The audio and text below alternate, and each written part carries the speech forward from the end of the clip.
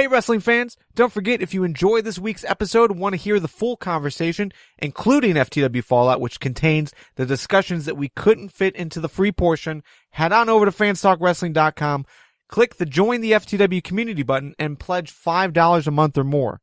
On this week's edition of FTW Fallout, Nick, Joe, and I stuck around to talk about, we answered a few more questions from askFTW, including one from Chewy, about the state of the WWE Hall of Fame. Obviously, there's a lot of controversy right now about who they're inducting. They've announced Rikishi. That got a lot of backlash. Now it's the Bushwackers.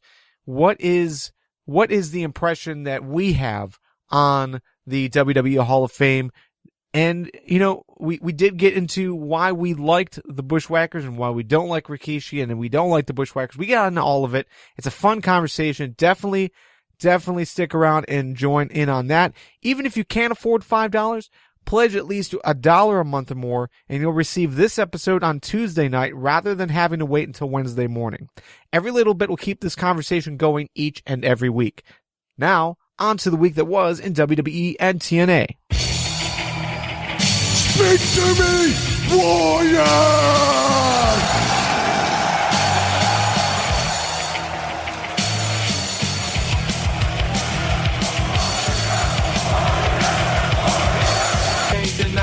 I'm a fucking rider. You don't wanna fuck with me here. Got skills. This is Fans Talk Wrestling. It's a weekly conversation where fans talk the wrestling world in all of its laughable glory. This episode 255 was recorded live on February 24th, 2015, right around 8 p.m. Eastern on FTWLive.com. If you're listening live, say hi and leave your thoughts in the comments here on FTWLive.com. If you're listening on demand, reach out and let us know what you thought. This episode was brought to you by the support of listeners just like you. This week, we welcome Chewy to the FTW community. On this week's episode, we recap and react to WWE Fastlane and shift into fifth gear on the road to WrestleMania. My name is Garvin. With us tonight is Joe. Say hello, Joe. Hello, Joe. And Nick. Say hello, Nick. Hi, kids. Now, today's intro music was a little bit different than normal. We want to thank Mike LaPena for sending us his Ultimate Warrior Nate Dogg mashup. Link to the full version of the song is available in the show notes. I liked it. I thought it was pretty cool. Live chat, you're not hearing it. Sorry. Next time. Definitely download and check it out. It's really cool. All right, let's start off with WWE Fastlane. So overall, guys, Fastlane happened. What was your favorite part of Fastlane, Joe? The fact that I actually got the Divas Championship match correct. I think that the best part about it actually was the seeing John Cena lose to Rusev. Even though he did not win cleanly, I don't care. John Cena losing, that's a win in my book. See, and I'm in the same boat as you. I mean, I enjoy the fact that Cena lost. There was no way Cena was going to lose cleanly to Rusev, especially considering the fact that Rusev, and I could be wrong, correct me if I'm wrong, please. I don't think Rusev has ever won a match via pinfall. I think it's always been submission. John Cena doesn't give up. We all know that. So he wasn't going to submit, so doing it this way was really the only way to make sense. Agreed. Yeah. So, well, what about you, Nick? What was your favorite thing? About the match or the pay-per-view as a whole? The pay-per-view. I think, for me, it's the tag team titles changing hands. That was a pretty great match, and I think the Usos have done all they could have done with it in that particular run, and I'm a huge fan of Cesaro's and Kids. I think they've done a lot of great work in their short time together as a team, and I think they can do a lot with those belts. Well, hopefully. We hope they can do something with those belts. Yeah, if only they can connect with the crowd. Yeah. Oh, that was a good one. Vince McMahon. Overall, I thought that was a good match as well. But I do have to say, I'm noticing a trend between the two of you. You guys really seem to struggle to find something that you could call your favorite. Were you not into this pay-per-view? Overall, it wasn't a bad show. It didn't live up to my expectations personally, which I'm going to stop predicting whether pay-per-views will be good shows or bad shows, because it seems like every time we make a decision as a panel, it leans the other way. And I think we were all expecting this to be a better than average show. And overall, I think it was at best decidedly average. I don't think most of the matches were booked well, aside from that tag team title match and maybe a few other ones. Not only did they end in ways we didn't expect, I don't think a lot of them are handled well. See, I went into this pay-per-view thinking nothing is going to happen. And not a whole lot did. I mean, it's lining us up for a bunch of rematches at WrestleMania. Right. Which I would prefer to have, I don't know, I don't mind one, maybe two, with the way they book these days, but not like 3 or 4.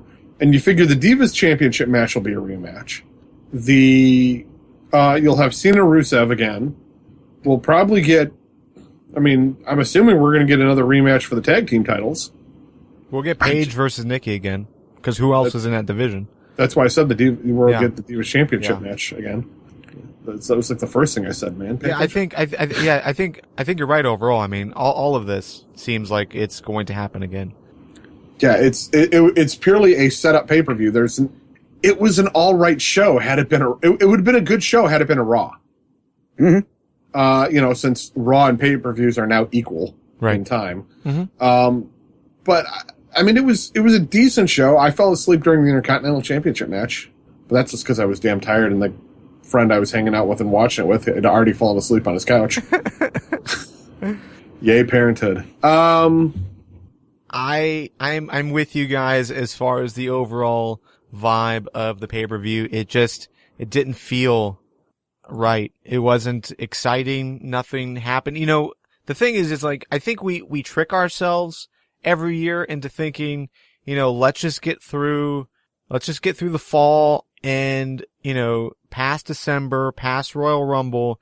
And once we do that, then everything's going to get exciting again, because we're on the road to WrestleMania. WrestleMania is the biggest show, and they're going to do a lot of cool shit. And every year I feel like, we find ourselves really super disappointed at this point, because nothing is where we would like it to be. Nothing is keeping us, interested or entertained. So, yeah, I think that's where I'm left at right now, is I was hoping that this was going to be a good pay-per-view overall, because I wanted to see it set up a lot of stories that I could get into. And at this point, leaving this pay-per-view, while I'm like, ecstatic that, that we got Cesaro and Kidd as champions, never thought that was going to happen, but I'm glad that it has happened. Outside of that, nothing else really has me super excited. Except for maybe Roman Reigns versus Daniel Bryan. I thought that was a great match for what it was. I thought, it really helped make it look like Roman Reigns belonged there. And I think that was the impression that a lot of people had going in, that, Roman wasn't ready. He's too green. He's not deserving of that spot. We would have rather see Daniel Bryan, but they put on a 20-minute match, and that 20-minute match was a good match. So, while a lot of people still would rather not see Roman Reigns in that main event spot at WrestleMania, I thought he held his own, and he proved that he can, be in that top spot and look good. Yeah, and it was a clean finish, which that says loads about where they want to push Reigns and how seriously they're taking this.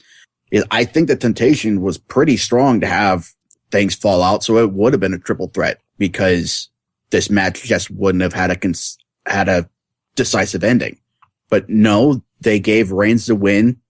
No dusty finish, no confusion about who should be moving forward. It's Reigns, and that's just how it's going to be. Right. Well, speaking of dusty finishes, I think we should talk about the end of Stardust versus Goldust, because it seemed to come off as a surprise to everyone, including the referee, and including Stardust, and including Goldust. What was your impression after seeing how that match ended? Some people are saying it was a shoot. Some people are saying that, like a shoot as in like a screw job type thing. Other people are saying that it was just unplanned. The ref was making a a judgment call because Cody didn't kick out soon enough. Others are saying like that's how it was planned. So what was your impression when watching it live? My impression was, I mean, I got the impression that Goldust was supposed to win because of the segment immediately after backstage. Yeah. But maybe they did it as they did it just to, get that surprise in. Maybe that's what the plan was, that it was supposed to be some type of surprise. So at some point between, 5 minutes and 6 minutes in this minute, do the finish, however you guys want to do it. And maybe the ref just counted them as he saw it. There was speculation at some point that they wanted to leave referees out of match planning and match discussion so that reactions were more real. Yeah. This could be an aspect of that. Yeah, I think I was listening to Taz's reaction to the show, and his theory on this, and I think it's one that I'm in line with, was Cody got caught flat-footed. Like, he didn't kick out in time, and I don't know how much stock I put into this, but Taz was saying that the way the ref counted that pinfall, the 1 and the 2 were pretty definitive, and the 3 was kind of lackluster, like he wasn't expecting it. I think it was just, I don't think it was a screw job. I just think it was, oh, we fucked up, but we gotta make this finish. We gotta end the match. So yeah, I mean, the way his hand went down, it was like he was waiting for that kick out. That kick out never happened. His hand was already down. You have to end the match there. You can't not end the match there because fans have already seen the 3 go down. So yeah, I mean. Yeah, maybe Cody lost count somehow. Maybe, I don't know.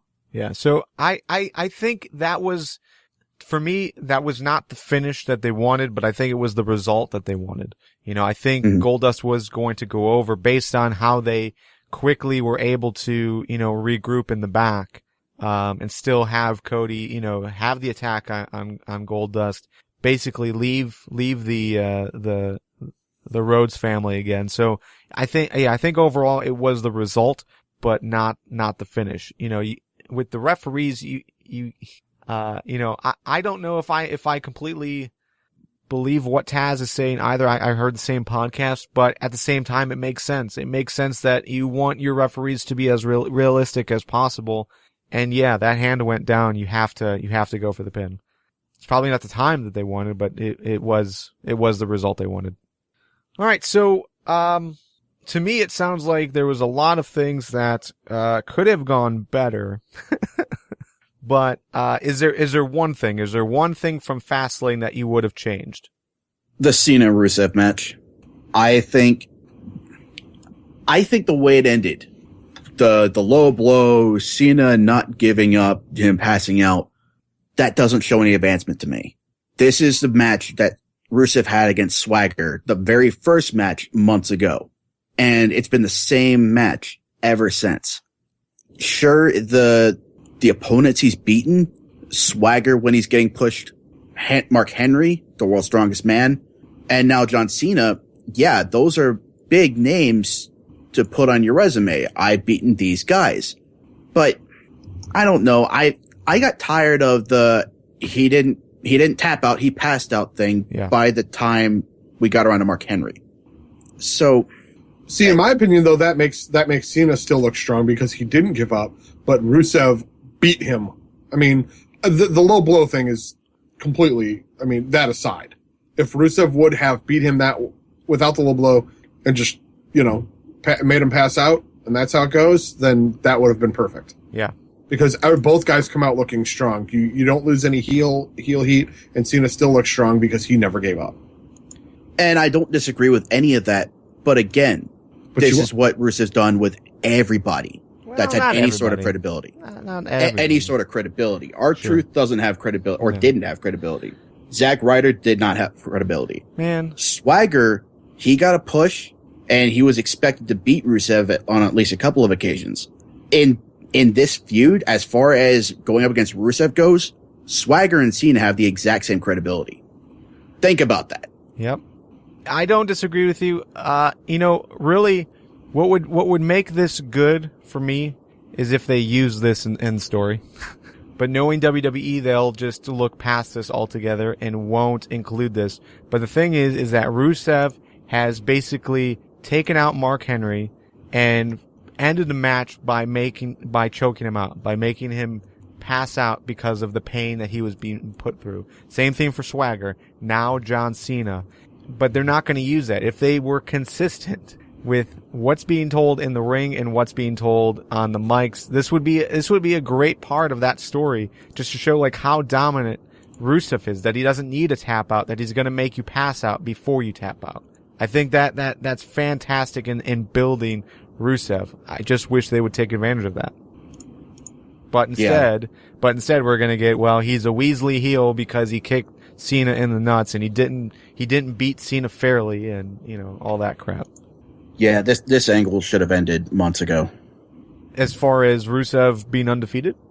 As far as him being the super athlete of Russia and this being an America versus Russia thing, it should have ended with Swagger, to be honest. Like when Mark Henry went up against him, okay, he's a little bit more legitimate than Swagger. Maybe he can do what Swagger couldn't. Right. But they've just dragged this out, and they've handled it so poorly. If they'd handled it well, I think I would have been interested in seeing it go this far up to Cena, but they just mishandled this almost since the beginning. What they should have done is not had Swagger involved at all. But the problem is they rushed it, maybe because they had a lack of faces. The first time or the second time, Joe? The fourth time. Swagger should be the one fighting him now. Yeah, I agree with that. That way, and then that's when he should have gone. Oh, you should have had Swagger go over, because then you had a long time to have built Rusev as this machine, this destroyer, so that he could still be that destroyer. It just happened that the USA finally got over. Exactly. I mean, this is borderline Sergeant Slaughter and General Mustafa. Yeah, I mean, no, versus Hulk Hogan. I mean, yeah, they're definitely trying to go that route. I don't know if I can agree with you guys. Like, I do say, I do agree with the idea that it hasn't been as good as it should have been. So based on quality, yeah, it should have ended sooner. But as far as keeping Rusev undefeated, keeping Rusev looking strong, I think they have done a good job. I'm still a fan of Rusev. I think what they're doing is okay. The fact that he went over Cena, I thought was fantastic. It's just a matter of he's not getting quality opponents. Mark Henry the way they used him is not a quality opponent. Jack Swagger, the way they used him, is not a quality opponent. John Cena has been like the first real quality opponent that he's had, and it's just not enough. You needed something quality before John Cena to really put Rusev in the spot that he's in now. So I think it's more of a failure of booking and not a failure of Rusev and how he has been telling the story, because I think he's been fantastic. No, Rusev himself, I have no problem with Rusev whatsoever. Like you said, it's a complete failure of booking. Yeah. They failed Rusev. They failed everybody that's been put up against him. Yeah. But I won't say end it. I would say continue to push it and push it harder. You can make this work. You can make this quality, and hopefully they do. That once this whole thing with John Cena is over at WrestleMania, they do move forward with something good. But with the loss against John Cena, you'll probably see this being over. Yeah, I won't rule out the possibility of them salvaging this, but they cannot do this pass out rather than tap out bullshit anymore. They've beaten that horse dead multiple times. As long as they aren't using it in the story. I agree. Yeah. Joe, what would you change from Fastlane? I would actually change the ending of, well, I take that back. I would actually remove the Triple H confronting Sting. Because that would set up them not having a match at WrestleMania, and that would be perfect. Yeah, right. Outside of that, I would have went for the double count out in the main event, because that would have given me a prediction win. Correct. Yeah. Right. But I think that fans would have been happier going into WrestleMania. Which fans? The IWC who are clamoring for Daniel Bryan. I understand. I get it. I like Daniel Bryan too. Yeah. But they really don't want to go in that direction, and I respect them for that. This is the plan they're going with. They're sticking to it. Good for you. At least you're sticking to your guns. Do fans hate it? Yeah, of course they do, because, well, fans want that face that they love to be in the main event. Sure. But if they happen to have plans, God forbid we start going old school and book out 6 months to a year in advance. Well, the last time we did that, we got Rock versus Cena. I understand that, but hypothetically speaking, I'm completely with you there. Yeah, if they've got other plans for Daniel Bryan that they could use him in a better thing to help elevate stuff in the company, get some of these younger guys over to the point where we have a new crop of superstars. If they're planning on doing something like that, I'm happy with it. Roman Reigns, we needed new faces. It just can't be Daniel Bryan. Reigns is a good person to do that with. Yeah, he's big. He's got the look. He can get the crowd reaction. Yeah, his mic skills suck, but you know what? There's a lot of guys who mic skills suck and who have done well. Randy Orton, Brock Lesnar. Yeah. Come on, Paul. Tell him something stupid, or say something stupid. Like that. Go ahead. I'm with you, but the thing is like on WWE's side, how awful would it be for them to say, okay, yeah, you guys are right. Daniel Bryan is your top guy. He should be in the main event of WrestleMania. And they give him another WrestleMania main event, and they put the title on him, and he gets hurt again. That's 2 years in a row that Daniel Bryan gets the pay-per-view main event and then gets hurt. You can't risk it, especially considering that he wasn't even cleared to compete in the Royal Rumble until the day after he announced that he was back. Right. So yeah, and you can even throw in the fact that they did listen to the fans. They did give Daniel Bryan that WrestleMania moment where he won the title. It's time to move on. This is this year moving on. The last year was when he won it. I don't know. I don't think you need to move on from that. I think Daniel Bryan facing Lesnar still would have told a better story. And I don't think you should book based on what ifs. Daniel Bryan got hurt after a title win once. Like, this isn't a case where Ziggler just keeps getting hurt all the time, or where Samoa Joe winds up getting injured or does something stupid like storm the production truck. Daniel Bryan got injured once, and he had to drop the belt because of that. I don't think you can take an outlier and book based on that. Now, no. Okay, go ahead. I'm sorry. Well, with Roman Reigns, I completely agree with you, Joe. You do need to build those new faces. And we've been saying we don't want Reigns there because he's not ready. On the other hand, how do they get ready unless you start giving them the ball so they can run with it? Right. And, there's been a number of guys who've done wrestlers who've done podcasts where they actually said, like Austin said, when they gave me the ball and had me run with it, I wasn't ready, but I did it because I had to. And that's the pressure you got to put these guys under to see if they're going to last. Yeah. And coming out of Fastlane, where he did have that great match with Daniel Bryan after last night's Raw, where he did finally drop the whole suffer and succotash shtick and just, he went with his gimmick. He's a badass, so he looked and sounded like a badass. The promos that he's been having problems with, I didn't see any of those problems last night when he was responding to Heyman. He's finally starting to look like a legitimate opponent contender for Lesnar. And playing devil's advocate a little bit here, maybe it's because they're like, well, Daniel Bryan did just come back from injury, and the neck and the shoulder and and whatnot. Reigns can probably take a few sloppy hits from Lesnar. Let's go with it. Yeah, I mean, he's an incredibly gifted athlete. I've been saying for a while now, he's Samoan Orton. He's got everything it takes to make a championship figure. All he needs is seasoning. So if we just put Randy Orton's body on or Randy Orton's head on Rikishi's body, it'd be Hall of Fame quality. And they would talk really slow. I mean that modern war chant. Samoans, not Attitude Era Samoans. Oh, okay. So can you imagine Randy Orton trying to do the what's the haka or what the shows do? That would be a much longer entrance. Yes, it would be. All right, so everyone in the live chat is talking up the idea of Daniel Bryan versus Lesnar and how that would have been a much better story and match overall than Reigns versus Lesnar. I don't agree. I'm on the fence, to be honest. Like, I want to see Bryan versus Lesnar. I think that would be a cool match. I just don't think there's enough time to do everything. And I'm okay with WWE making their choices. I would rather see Reigns versus Lesnar and then see Bryan versus Reigns. I'd be okay with that.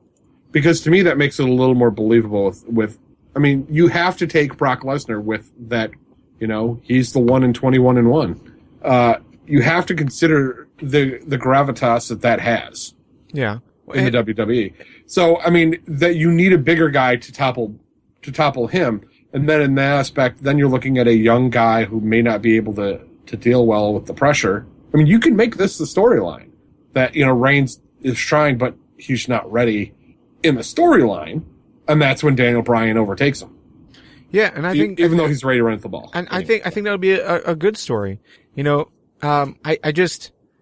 we know that no one is going to be happy with that. As long as they're not happy right now with the fact that Reigns is in the spot that he's in, you know, it doesn't matter where WWE goes next. Fans aren't going to be happy. At least the fans that aren't happy right now. So. No, last night showcased that perfectly. Reigns was on fire last night, and you still had the assholes out there booing and whatting everything he said and did. All right, so another guy that you would want to see given a singles chance, you know, as far as just Brock Lesnar versus this guy would be Seth Rollins. You can throw Seth Rollins in that mix too. I would love to see them two go at it, but you know, unfortunately, we can't get all of the matches that we want to see against Brock Lesnar as long as Brock Lesnar is only competing 4 to 6 times a year. We could if we did an Elimination Chamber. That's true. It's true. And that's what I wanted. I'll stand by that. That would have been an awesome main event for WrestleMania. So, all right, let's finish this Fastlane conversation. What would I change about Fastlane is I would have given everyone an opportunity to wrestle for longer. It just seemed like overall every match seemed to just go really super quickly.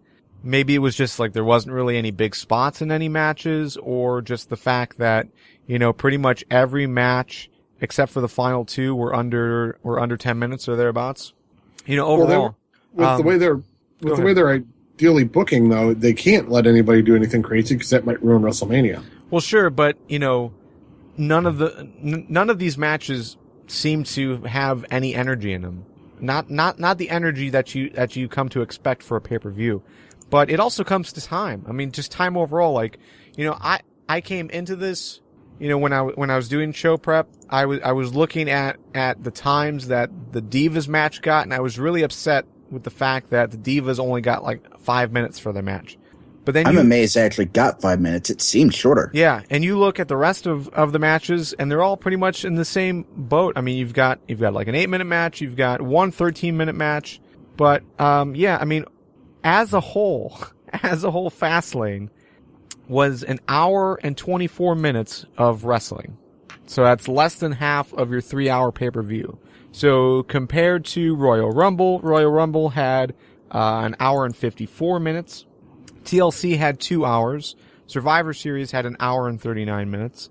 Then you compare that to like Wrestle Kingdom 9, which had 2 hours and 12 minutes.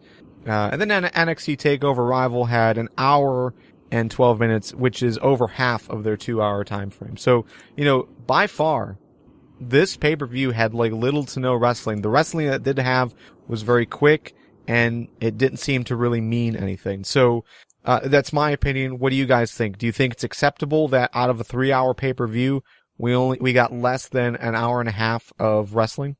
It's still twice as long as we get in a 3-hour Raw. But it's a pay-per-view. Doesn't matter anymore. It's the same time limit. It's the same. If you're paying for that shit, it matters. Yeah, I guess I'd feel different if I wasn't watching it on the network. Okay, so for you are okay with this because this is what we have come to expect from a 3-hour program of WWE. Essentially. I mean, should I be okay with that? No, I shouldn't. I really shouldn't. There's not much else we can do until they change things. Until they're ready to change things. They're still the big dog. I think you can change some of that. If not extend the time of actual wrestling, then at least minimize the amount of time spent in individual segments just talking. Because the Sting Triple H confrontation, that got more time than any match other than the kickoff match, the U.S. title match, and the main event. Like, that one talking segment went longer than title matches. Yeah. Can you imagine if they should not be happening. Can you imagine if they actually would have let Sting speak? Yeah. I mean, it's ridiculous. He hasn't said a word yet. He has not said a word yet. He needs to. I'm fine with Sting not talking yet because but we don't know why he's there. Why is he even here? He pointed at the Mania sign. So he came back to have a match with Triple H at WrestleMania. That was his entire plan the entire time. Back before Survivor Series. That's why he showed up. I think actions speak louder than words in this instance because yes. Look how he came back when he prevented the Authority from screwing over the good guys. That's why he's here. Not just for a Mania match, but he's doing what he did against the NWO. He's fighting the overarching bad guy faction. I'm just hoping that it turns out that they put a stipulation that if Sting wins, WCW comes back and takes over SmackDown. Invasion 2.0? Well, no, I mean, it becomes Nitro. And then they do a live show. And then we actually treat it like a third brand. Eric Bischoff as general manager? Not necessarily. You could put Paul Heyman in there. As much as I'd love that, I think Eric Bischoff coming back for the GM role is much more likely. There's no way in hell he'd come back at this. Yeah, Rhino's got back to NXT, so anything's possible. Well, let's be honest. It's the one place he hadn't been booked yet. That's true. He was booked at my Wendy's recently. This is very familiar to the conversation of, should Sting go after The Undertaker? Should Sting wrestle The Undertaker at WrestleMania? That's something that we've talked about for the last 4 or 5 WrestleManias in a row. And every time that we've talked about it, the end is, this would have been really cool 10 years ago. And I feel the same thing right now. This story that Triple H is telling about how WWE took out WCW and Sting was the last person standing for WCW, while Triple H was, one of the top guys in WWE during that time. So, this is like top guy versus top guy. And I love the idea. I just wish it wasn't happening right now. I wish this was happening when I would have cared. See, I don't think this is comparable to Sting versus Taker at all because, why would you want to see Sting versus Taker? This isn't the match we've been dreaming of for years. We've been dreaming of Sting versus Triple H, haven't we? Yeah, maybe you're right. That is the dumbest argument I have ever heard out of commentaries. Oh man. Okay. So, all right. Well, we're going a little bit over time. So, shout outs to Bogger3K who sent in a question about Roman Reigns and, what Roman Reigns needs to do to get over. I think we pretty much talked about that. Jack Meredith, was talking about Reigns versus Lesnar and the quality of that match. We pretty much covered that. So, let's talk about Raw. Nick, there were a few things on Raw you wanted to talk about. Yeah. We touched on this a little bit in the Fastlane discussion, but Roman Reigns as a credible contender, leave out the issue of Daniel Bryan entirely. Is he a credible contender for Lesnar now? I think so. For as far as Roman Reigns being a credible contender, sure, definitely. Why not? I'd agree with that. Yeah, and I'm very much in the same boat after last night, especially. Yeah, you go 20 minutes against Daniel Bryan and you look bad, then you don't deserve to be anywhere. But the match that they had at Fastlane, I thought told a great story and overall made me feel a bit more confident about Reigns' chances at looking good at WrestleMania. So, and what happened on Raw too. I'm totally in the same boat with you. I think Roman Reigns is a credible opponent for Brock Lesnar, and that's something that we've all struggled trying to come up with. Like, who is a credible challenger for Brock Lesnar, especially after he destroyed John Cena the way he did? in story, there was no one there. Yeah, I completely agree with that. Also, leading off of Fastlane and their title defense last night, Tyson Kidd and Cesaro, aka the Brass Ring Club, Team Cat, whatever other moniker you want to throw at them, are they the best tag team or are they the best tag team? Right now in WWE? Yes. Best tag team. Yeah, definitely. Yeah, I'm completely with that sentiment. Those two, they've been together, 2 months? Thereabouts. I think that's what they said on commentary. They have been knocking it out of the park. And the tandem moves, especially the swing into the drop kick, that's a great spot. Yeah, I mean that name, the Brass Ring Club, that they are doing that. They are reaching for that brass ring. They're taking what Vince McMahon said and doing something about it. And they're one of the only people on the roster doing that. So yeah, I think they are the best team because they are making themselves the best team. Although I do have high hopes for PTP, I will say. Yeah. Millions of dollars. Millions of dollars. Yeah, that's a great segue into the next thing I wanted to bring up, which is PTP handed the Ascension their first loss. And they're barely a month into their main roster run. Was that a good idea? I don't know. And the reason why I say I don't know is because you look at how they were built in NXT, and they were so dominant in NXT that they were almost dominant to a fault. It made their matches really boring. It made no team look like a credible threat. And then when they came to the main roster, they didn't look as strong.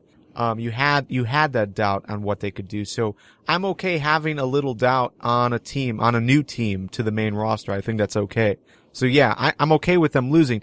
Maybe not to PTP, but who else would you give them a loss to outside of the champions? Yeah, go ahead, on the Usos. I mean, the Usos were on top of the pyramid. They're still in the upper part of the pyramid. That would be logical. Yeah, and they could have drawn on a little bit of history from NXT. The Usos went down there for a little while before they became tag team champs, and they had a little bit of a rivalry going with the Ascension. So commentary hasn't been as bad about referencing what's gone on in NXT before as the months have gone by. So I think that would have been a great angle. As far as the Ascension having their streak broken, I wasn't really attached to an undefeated streak, but I wasn't sure that PTP was the right team for that, especially since we really don't know whether they're sticking around as a long-term team. Yeah, for sure. Real quick, this from the live chat, Robert in the live chat. He said, what about the idea of Cesaro and Kidd versus PTP versus Usos versus the Ascension at WrestleMania? Do you like that match? Only if they're going to give them 45 minutes. Okay, maybe that's a little long. That would be a super long match. Give them at least 25. You would need a long match for all those guys to show off what they can really do and help build the tag team division. Will they do it? No. As a fatal four-way match, no. I'd love to see as part of a gauntlet. Yeah, an elimination gauntlet. I don't even think gauntlet. I just think elimination. Have all four of them in there. By gauntlet, do you mean WWE gauntlet, as in like the rest of the industry gauntlet, or do you mean TNA gauntlet? I mean, two teams enter, one team comes out on top, next team enters, and so on and so forth. So proper gauntlet. I got you. Okay.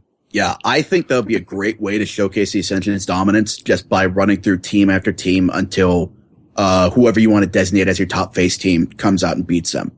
And even then, not in a fashion that leaves the Ascension laid out in the middle of the ring, but kind of like how they lost last night, which as soon as the match ended, the Ascension came roaring back and beat the shit out of PTP. Yeah. Yeah, I'm okay with the match. Not 45 minutes, not even 20 minutes. If you gotta showcase the tag team division, I think a 15-minute match would be fine at WrestleMania, but I don't think we're in a spot to really want to see that. I'd rather see Cesaro and Kidd versus PTP or versus the Usos again, or even versus the Ascension. A one-on-one match, I think would do better for me as a fan than a four-way, because, at this point, Cesaro and Kidd is the only team that I really like, that I'm really behind. Everyone else I could care less about. So, and I don't think there's anything that WWE can do between now and WrestleMania to change that. Yeah. As far as a 4-way match goes, I'm a lot less attached to the idea of that being used for a tag title match than I am with where they seem to be taking the IC title picture. And I guess we could segue that into the last thing I wanted to mention, which was, Bad News Barrett is your champ, Ambrose has a belt, and both Truth and Ziggler are lobbying for shots. So how do you think that would move forward? Like, the 4-way title match at Mania seems like an attractive option right now. Joe, what do you think? Damn it, you're gonna. I didn't want to jump in because I jumped in last time. No, I know. All right. Well, I like it. I think it's a cool match, overall. This really has me interested in the IC title again. Just the fact, I'm still kind of uncertain about Ambrose, but I do like him in this role that, he took the title and, he's kind of holding it above, Wade Barrett's head. You put Dolph Ziggler in that grouping, and I think that's a quality 3-way for sure. So yeah, just the idea that it's between these three guys, I think you've got a quality division. Maybe there's room to fit one more if we do want to go with something like a fatal 4-way, but I would be okay with a triple threat match for these three. When you said fatal 4-way, I started thinking about the tag teams again. Yeah.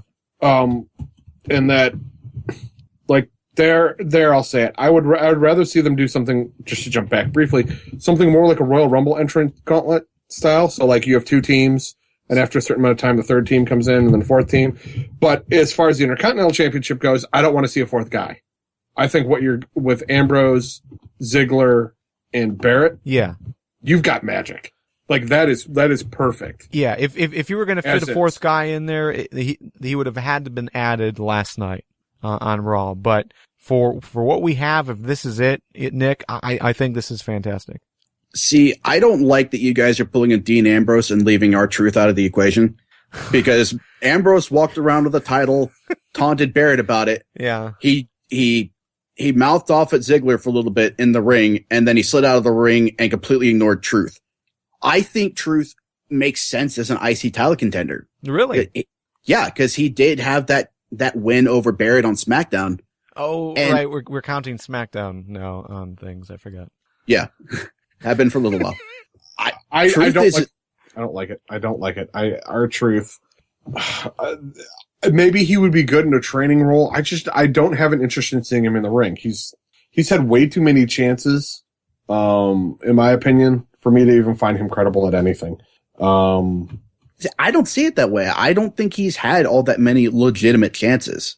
He maybe pushes into a title picture, but I can't remember the last real legitimate push he's gotten since being teamed up with Kofi. Well, he did have the main event spot at, what was it where he's fighting John Cena? John Cena at the one that's fought in DC. Whatever that Capital Punishment. Capital Punishment. That was it. That was the last time that he's been in a big scene of anything. So I don't know. I don't know, Nick. I mean, I didn't purposely forget R-Truth. I knew there was a 4th guy that you said. I just couldn't remember who it was. But going back to my memory of Raw and what I saw of it, I didn't even really notice Truth being there. I mean, he was good on commentary, but why he was out there, I didn't really make the reference. I don't watch SmackDown. A lot of us don't watch SmackDown. So they did reference that win on SmackDown a couple. Yeah, but again, times. It's commentary. If commentary is telling your story, they should be telling your story all the time. Otherwise, I'm not going to be paying attention to most of what commentary says because they're so terrible most of the time. Yeah, and that's a huge problem that the WWE's had, or that I've had with WWE when it comes to Truth, because it's easy to forget that Truth is a decorated champion, even if you only count his career in WWE. Right. Outside of it, he was the top champ in TNA. He held the NWA World Heavyweight Championship, and he held it well. He's a good wrestler at the very worst, and he's fairly entertaining on the mic when he's given a decent chance to. Yeah, I agree. So I agree. Yeah, I think it's about time. I think this is a good avenue that the WWE helps people remember that truth can be every bit as legitimate as a Dolph Ziggler, as a Dean Ambrose. No, I don't agree with that. Out of these four, R-Truth is the last guy I would want to succeed in some fashion. If given the choice, I would rather see Dean Ambrose, Dolph Ziggler, or Wade Barrett get the title and be made to look strong. I could care less about R-Truth at this point because it was obvious WWE has told me not to care about R-Truth because they weren't going to do anything with him. So yeah, would I love to see them do something good with him? Sure. But at the expense of these three? No way. Well said, Garvin. Deal with it, Nick. Suck it, Trebek. All right. Anything else from Raw? Not unless we want to discuss how big of a fucking Judas Ryback is, the way he smacked down Axel. No. All right. WrestleMania 31 is going to take place on March 29th, and we'll be previewing it on FTW255. We've got a few rumored matches, including Dolph versus Daniel Bryan, which most likely is not the case. Sheamus versus Daniel Bryan, most likely the case. You've also got Cody Rhodes versus, Stardust versus Goldust. The assumed matches, you've got Miz versus Mizdow, Bray Wyatt versus The Undertaker, Seth Rollins versus Randy Orton. Obviously Tyson Kidd and Cesaro are going to defend the tag team championships, hopefully. Ambrose versus Barrett.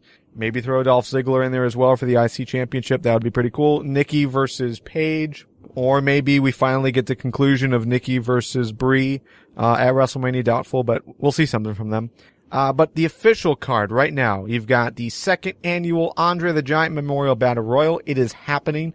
I am super excited despite what Donald Poulton said earlier today. But we've got Miz, Curtis Axel, and Ryback, already officially added to the match. Then you've got Sting versus Triple H, which I don't care about. And then Roman Reigns versus Brock Lesnar for the WWE Championship. So overall, I think WrestleMania is looking pretty good. As far as these potential matches, especially like the IC title run or the title race, the tag team title race, I think we got some good stuff on the card. Yeah, I can't disagree. I kind of wish that it wasn't just the rematch card, but those matches definitely have the possibility to be good. Yeah, no, it could be a solid show. We'll see what happens. It's the best thing we can say. I mean, Reigns and Lesnar should be good. I mean, either that or it's going to be an epic train wreck, and then it's still fun. I'm really hoping for a shooting star faceplant again. Especially since I had a weird dream where I confronted Lesnar in a parking lot and was like, hey, man, I just wanted to say thank you for... And he's just like, yeah, get the fuck away from me. And I'm like, wow, I hope you do another shooting star faceplant, you jackass. I was just trying to say thank you for your WWE and UFC work.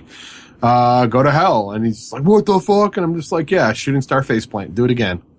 I was expecting the response to your well-wishings to be the shooting star faceplant. Just out of the blue. Bam! He's got to start with that scream, though.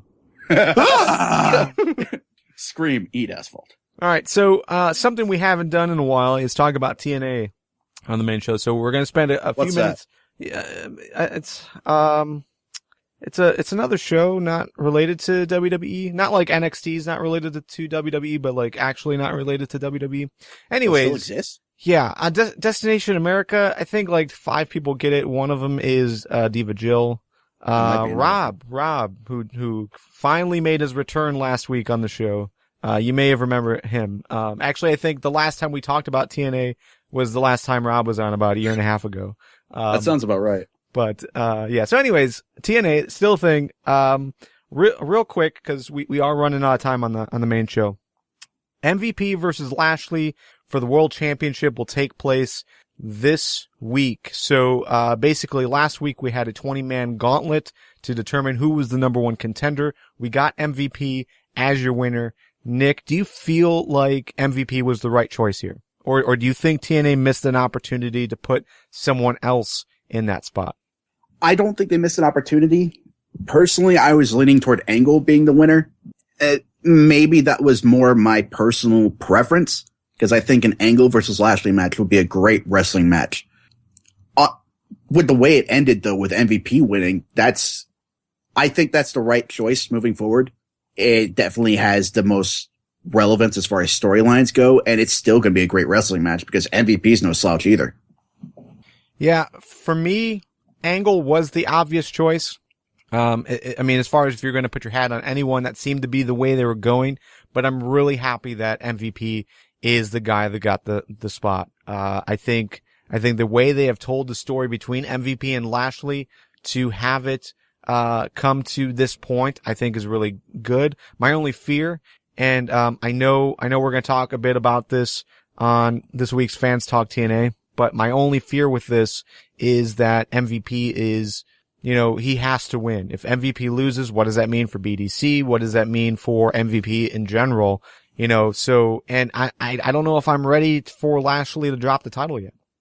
Yeah, I'm right there with you. Because MVP or the BDC has been suffering a string of major defeats between, Lockdown being the biggest one. And if MVP loses, yeah, you're right. What else is there for the BDC? How do they rebound from that? And I don't think they could. Yeah.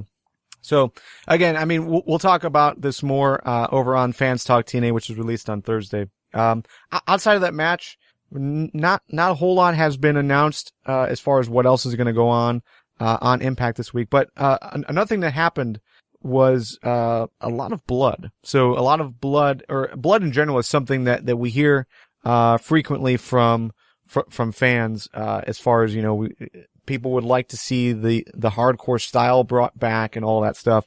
But we basically saw Low-Ki bleed thanks to an errant blow to the back of his head, with a real lead pipe, I guess, that was, wielded by Drew Galloway.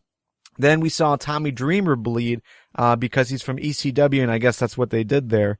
I don't know, what happened to cause him to start bleeding, but it just seemed random. So, overall. He's Tommy Dreamer. Yeah, right. So. Tommy Dreamer just erupts in blood. Like he's standing there all of a sudden bleeding. He is, not this generation, but I don't know, he's not Ric Flair old yet, but he is that, whatever that generation's Ric Flair is. They both should be wearing t-shirts if that's what you're saying. Yes, that's exactly what I'm saying. So Tommy Dreamer bled, Low-Ki bled. Which spot, Nick, do you think made the story and match better that they were involved in? Low-Ki's hands down, because that just solidified Galloway as a big deal. He came in and ran off the BDC basically by himself. And the fact that Low-Ki was bleeding that badly, that he had that big of a gash, that just makes Galloway look like that much more of a badass. And that's not to say that nothing was accomplished with Dreamer bleeding either, because EY bit him, and that's when Dreamer started bleeding. No, I thought EY bit him after he was bleeding. Yes. He bit him before and after. Oh, that's disgusting. Yes, it absolutely is. And that just makes EY that much more insane. Oh. So, okay, I'm with you. The Low-Ki, bleeding spot was better because of how everything handled it. So, basically, sorry, I'm just thinking EY, man, that's gross. Basically, it was a mistake. It wasn't meant to happen, but Low-Ki played it off so well, that he was just so angry, wanted to get back in the ring, that it made it feel more real. It made it feel more legit. So yeah, I thought that really made that whole segment 10 times better for me. So seeing Tommy Dreamer bleed, whatevs, but, Low-Ki bleed and the way he was bleeding, just because you knew it was a mistake, and that gash was humongous. So yeah, I thought that added, a lot more. So real quick, and I know, again, we're going to talk about this more on Fans Talk TNA, but Grado, made his in-ring debut. There was so much hype between, basically Grado on British Boot Camp. Everyone thought that Grado was going to get the nod and get signed. Instead, we got Mark Andrews. So now that we've seen Mark Andrews in the ring and we've seen Grado in the ring, do you think TNA made the right call in signing Mark Andrews? Absolutely. I'm a huge fan of Grado, but I didn't watch British Boot Camp. I didn't really watch outside of the little glimpses we would see on Impact. But given what was going on there, the way Grado got ejected because he pissed Al Snow off, the way he was brought back and how they made a storyline out of that. I think it was a foregone conclusion that Grado was going to come back and appear on Impact in some capacity. The fact that they went on and signed Mark Andrews, now that we've seen what he can do and what he's done thus far in the Rockstar Spud EC3 storyline, I think they did make the right decision. If we're just considering between him and Grado. Sure.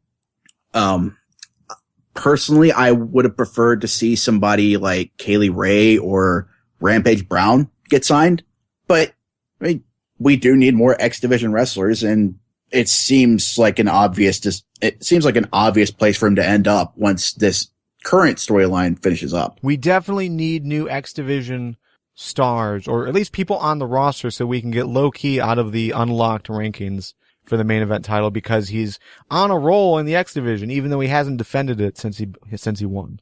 Yeah. So, yeah, I don't know. I think overall, I was not impressed with Grado.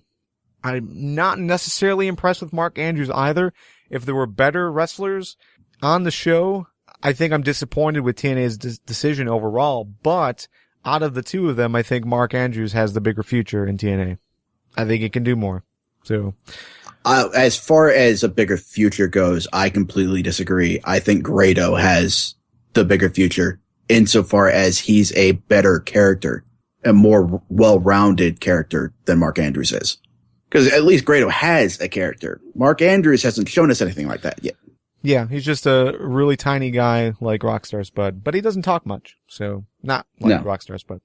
Anyways, for more TNA conversation, you can join Nick and I as we sit down with TNAMecca.com's community to talk TNA. This week, we recapped the full show, gave our World Heavyweight Championship rankings because Mike Tenay's are still terrible. Plus, we talked a little bit more about Grado and the whole main event title picture and all that stuff. So definitely tune in. You can find the full archive on fanstalktna.com with new episodes every Thursday.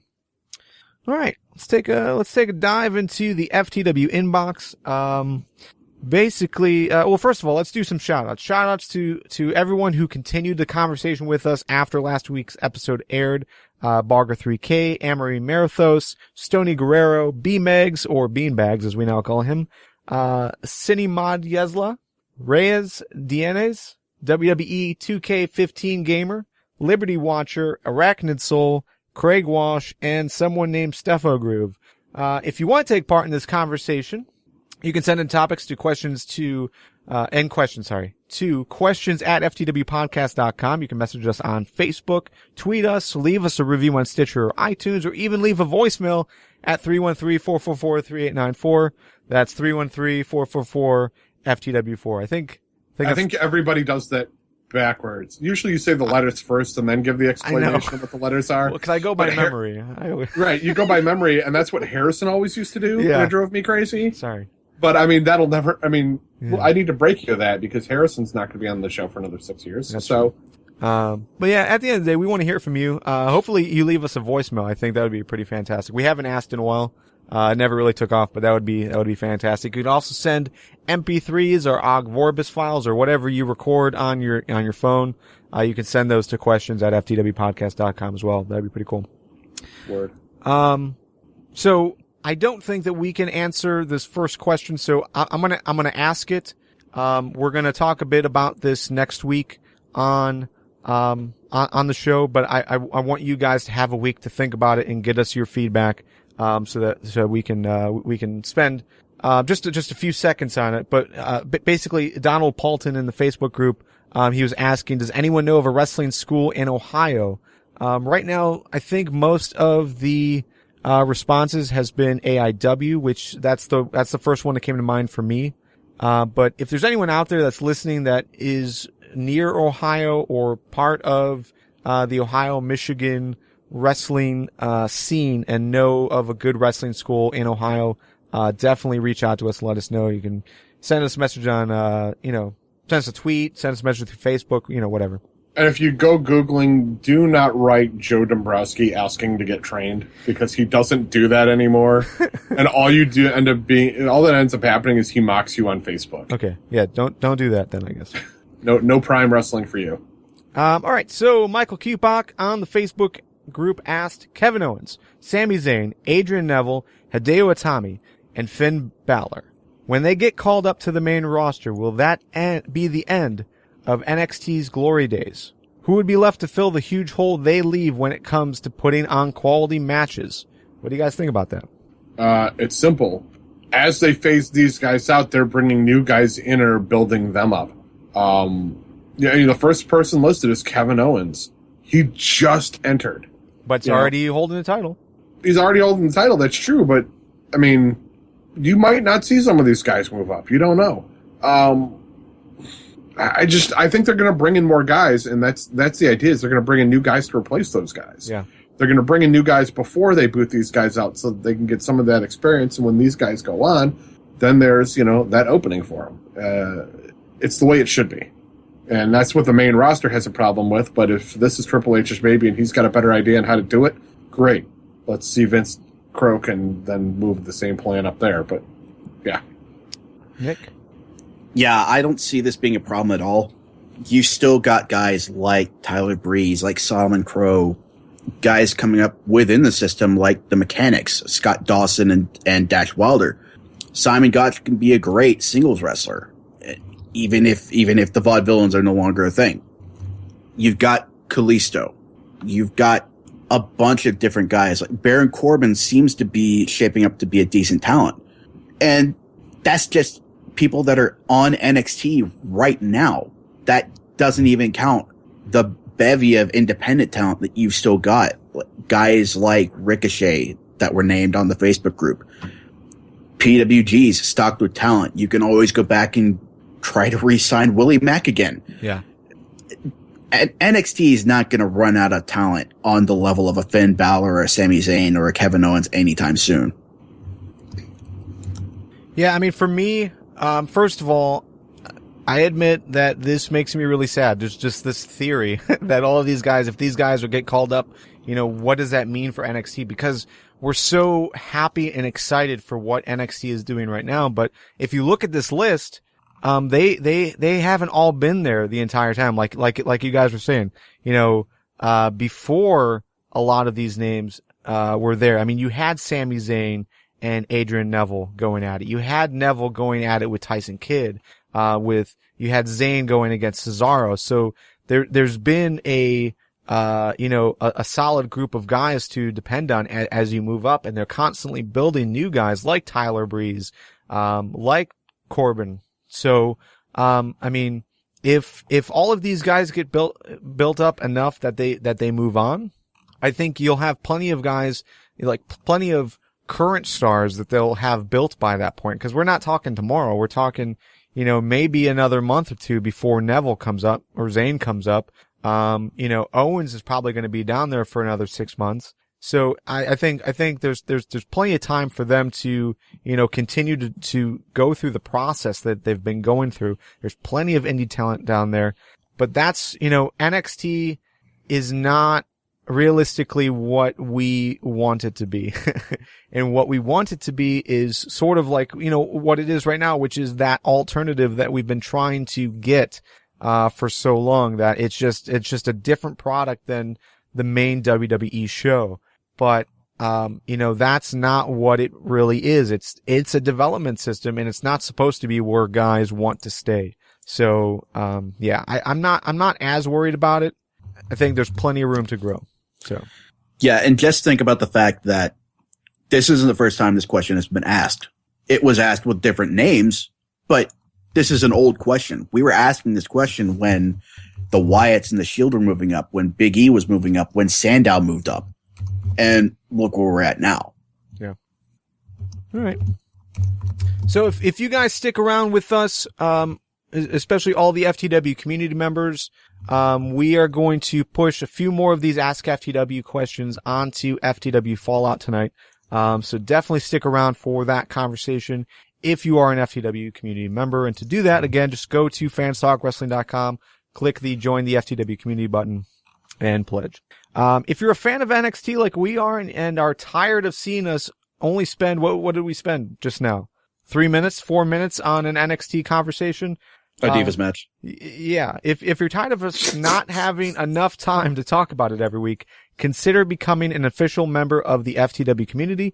Pledge a few dollars a month our way. We reached our first milestone a week ago, and that was to keep Fans Talk Lucha as a weekly episode, a weekly series.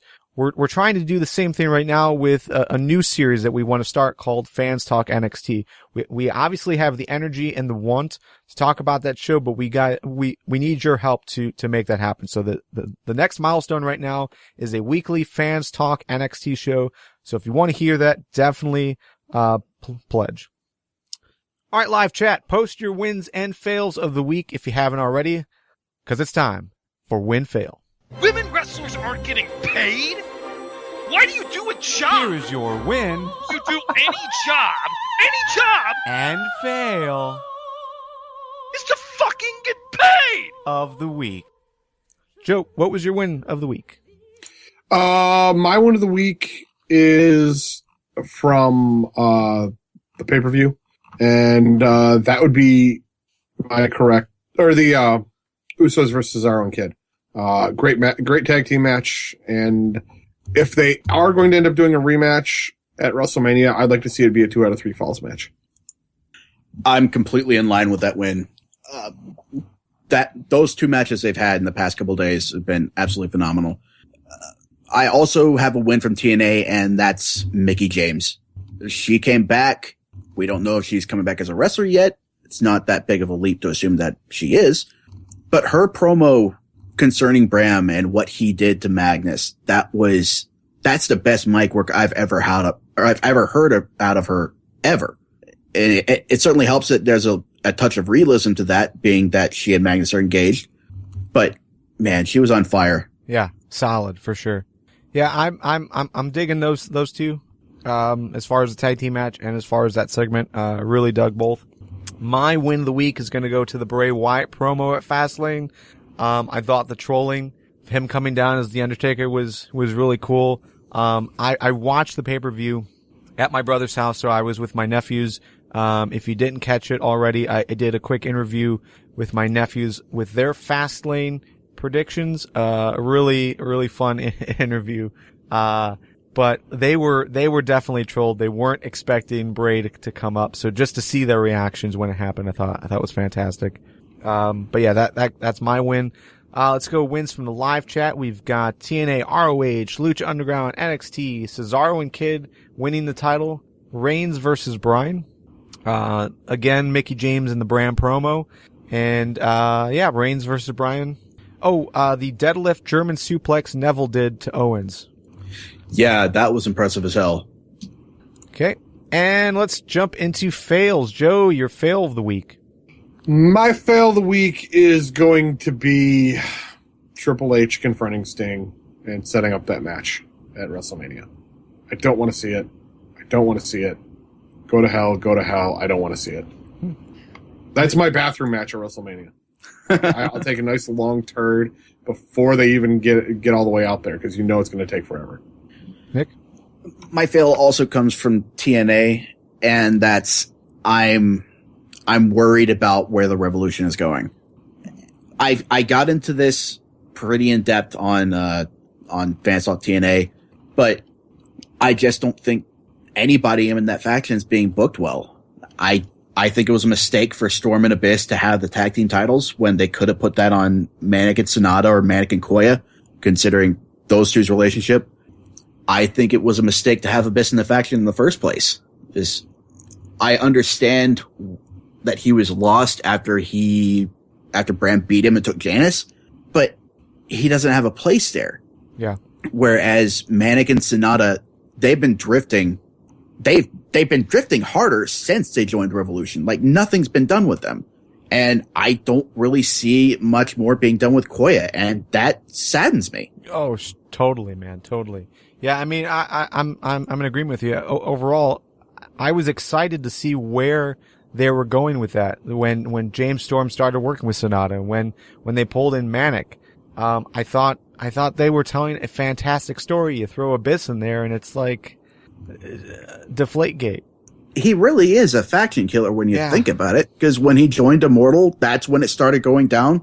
And when he didn't really do Magnus any favors when he was being Magnus's heavy. So I hate to say it because Abyss has done some pretty good work over the years, but it makes me wonder whether he should be working anymore. Well, he can be working, just not in the Revolution. Revolution Yeah. can thrive without Abyss. So Yeah. move him out. No more factions for Abyss. His storyline with Bram was pretty interesting.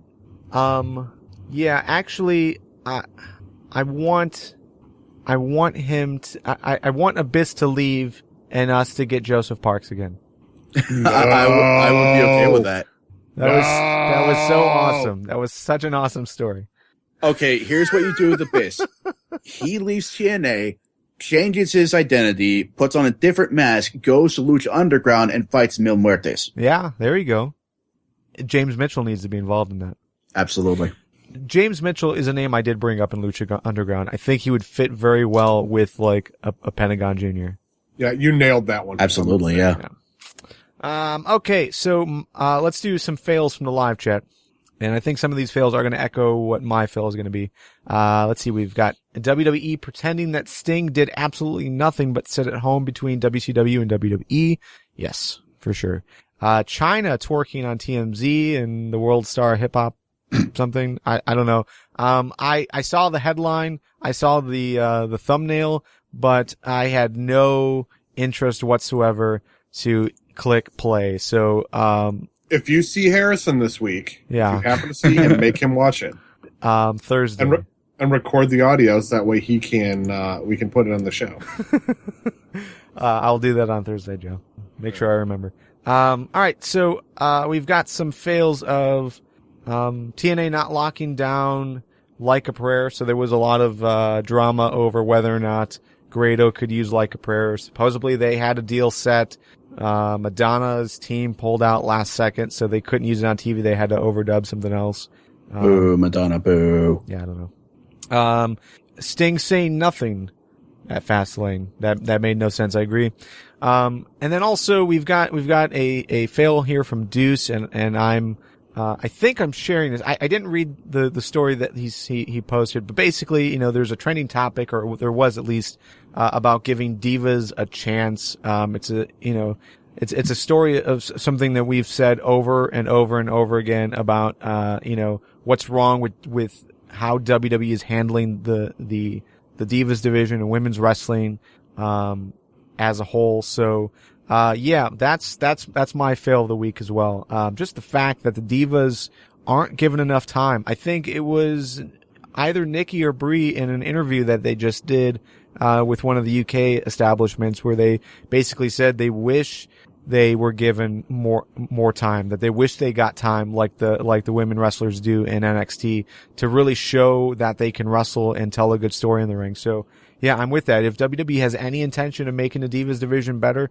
that's the one move you make. It's not necessarily sign new talent. It's not necessarily call up Charlotte. Well, I'd love that, but it's not. It's, you need 10-minute matches from these girls. We need to see what they can do.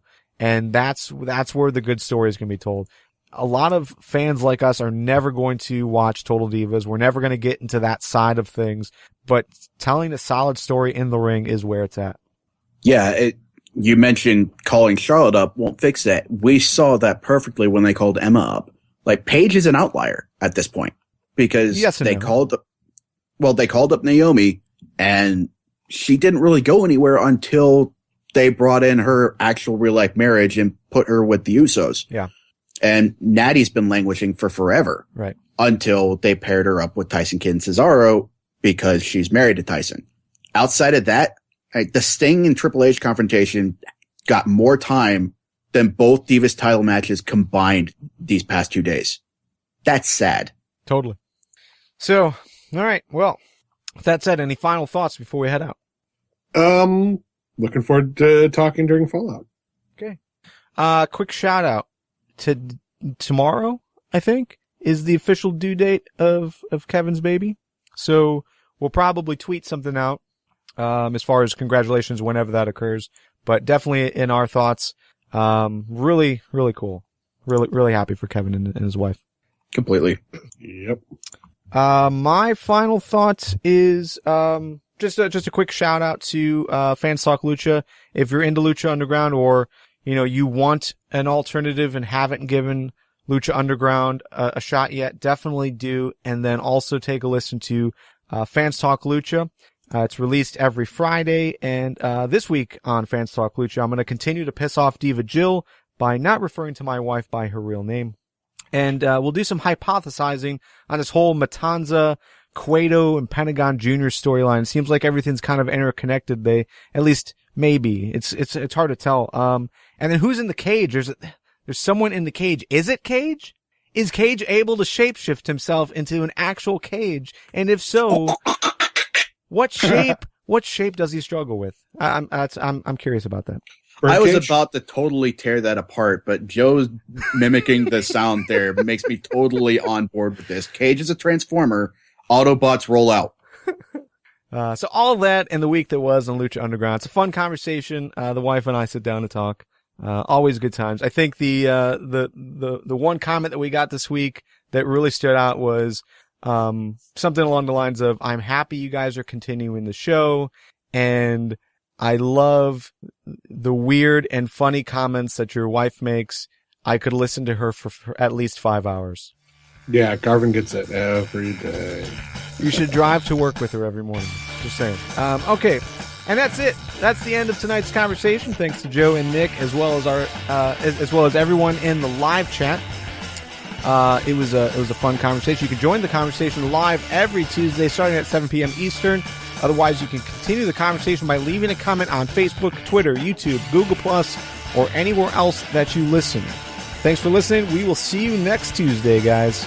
Later.